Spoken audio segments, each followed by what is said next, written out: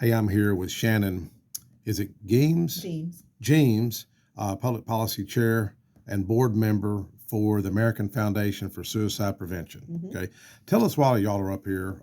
This is your legislative down the hill. Yes, it is. Okay. We come down every year. Some years we talk about legislation. Some years we don't have anything particular that we're tracking. But mostly what we want to do as volunteers is to make ourselves available to our legislators as a resource. So if you need data on suicide prevention, if you need statistics, any of those kinds of things, we welcome the opportunity to be able to partner with our legislators. Yes. And just kind of talk a little bit about suicide prevention. Suicide is one of the 10 leading causes of death in the United States. If your age is 25 to 34, it's actually the second leading cause of death. So what age you get that again? 25 to 34. Wow. Yes. It's the third leading cause of death in our young people. And if you're so speaking of young people, one of the pieces of legislation that we're actually watching this year proposes that colleges, when they make new student IDs, that they put the 988 crisis line number on the cards. So who's carrying that? You know, that is Senator Campbell and Representative Jernigan. Wait, I'll tell you. That's fine. It is Freeman. Oh, Bob. Okay, Bob Freeman. Yeah, that's good. Yeah. So, we're up here. It's something we can do that's low cost. Yes, ma'am. That can get that information. You know, when you're already in a crisis and you're struggling, the old number was 1-800-273-TALK. Who can think of that yes, when ma'am. you're, even on a good day? But if you're in crisis, even worse. So, just recently, Congress changed that to 988. So it's a really simple three-digit number you can remember. If you're having a mental health crisis, you can call 988. Those calls, we try to keep those local. So Tennessee has a 90% answer rate for our crisis line calls. Okay. So 90% of those calls are being handled in the state, so that we can give those people local resources if they need, if they need to know where's a support group, who's a therapist. We have all that we can give them if it's local. You were telling about your brother. You okay sharing the story about your brother? Yeah. That's why you got the button on, right? Yeah. Yes, ma'am. Seeable. My brother's name was Matthew. He was 3 years younger than me. He struggled with drug addiction. He struggled with depression. He just had a really hard life. Best guy, would give you the shirt off his back, was loving. He was my first best friend. Yes. And he, when he was 39, he had made a couple of comments about not making it to 40. I didn't know anything about suicide back in those days, so I didn't really have the right support to offer him. But he ended up taking his life on Valentine's Day of 2012. He was an organ donor, so he was able to give one last gift before he left the earth. And when he died, my way of dealing with things typically is to try to get involved, to research it. So I started reading everything I could about suicide prevention. And at that time, I lived in South Central Kentucky, and there wasn't really a lot up there. So I worked in Nashville, so I started looking for resources in Nashville. Matt died, like I said, on Valentine's Day. They had AFSP's big fundraiser every year is the Out of the Darkness walks.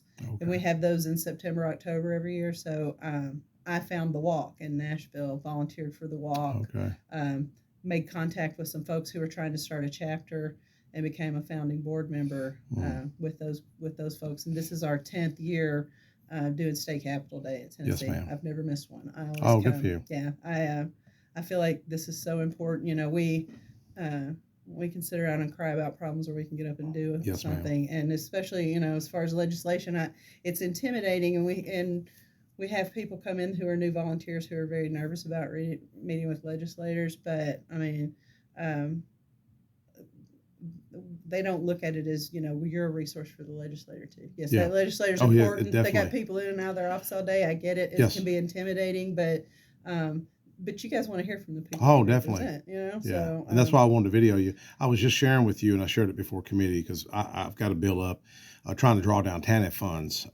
Tennessee State School Board Association is working alongside with me.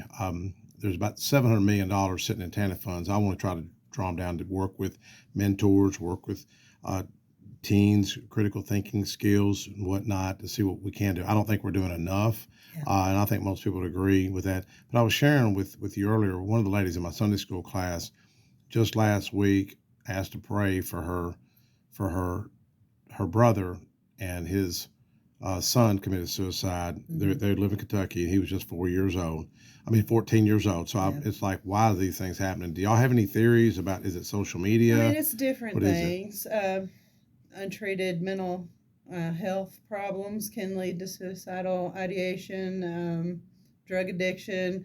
Of course, depression is very comorbid with suicide risk. Yeah. So, getting people the treatment that they need, which was, why this one piece of legislation we're talking about not only requires them to put the number on the card, but it also requires them to post information on campus Yes. and on their website about mental health resources to make that available for people. Yes. And then some of the other legislation we're talking about is centered around the trans students. So, and I know that's a polarizing topic, but we're really just trying to keep the politics out of it and just ask our representatives and senators to remember that when you talk about those kids, you're talking about somebody who's probably already at an increased risk for suicide. Yeah. And in fact, transgender students are 3 times more likely to die by suicide than other youth of their age. Well, this kid, she told us the other day that come to find out he was 14, he was being bullied. Mm-hmm. You know. Well, any final words? I just encourage you to go to afsp.org if you want more information on suicide prevention or what programs. Our chapter has lots of trained volunteers who can come out and do suicide prevention training for civic groups, for church groups, for school groups, whatever the group is, we can tailor a training to them. And that's all provided free of charge. AFSP gives all of that stuff. And that number is 615-592-6275. That's what I'm reading. Yes. Was that right? American Foundation Suicide Prevention. Is that correct? Yes. Okay. So that's the Yeah, number. Mark is our policy chair. Oh, okay. So they can contact Mark Patterson at that number. Okay. Well, thank you so much for your time, and sorry for the loss of your brother, but I appreciate your advocacy.